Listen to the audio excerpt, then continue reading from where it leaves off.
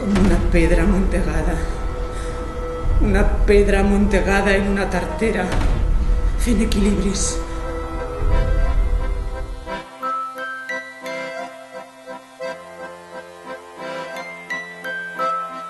Tia, quan se la coneixia, s'arribava a estimar. No li dolia el que et donava. Sempre que fessis al peu de la lletra el que ella manava. La seva era disposar i fer i que ningú no li portés la contrària. Oncle callava molt, però tampoc no hi posava mala cara. Nena, va, estigues al cas.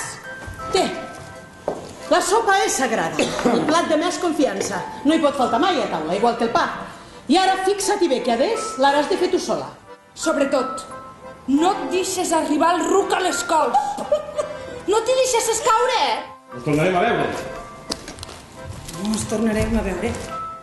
Tota l'obra és ella, perquè tota l'obra és el seu món interior, com ella va sentir, perquè era una dona callada, però una dona amb una riquesa interior molt gran i amb un món interior suficient perquè podem explicar tota la història a través d'ella.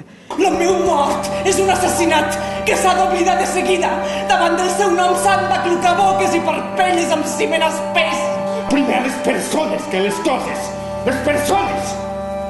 Si no vaig a Barcelona, aquest camí me moriré i no hi haré anat mai. Pues mira, jo m'hauré mort sense haver anat i ben content. Està decidit. Gat i ocerata. O, com a mi m'agrada més dir, cada uno recoge lo que siembra. Corre! Vinga, tia! No us vull perdre cap any!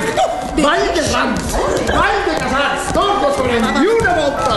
I tota la tarda ballant i de ben sopat a Sarau fins a la matinada. Què una casa de pagès sense un home? L'home té la força per la terra, pel bestiar. L'home té la força per construir, per produir canvis. Un dia parlar de Barcelona, del mar...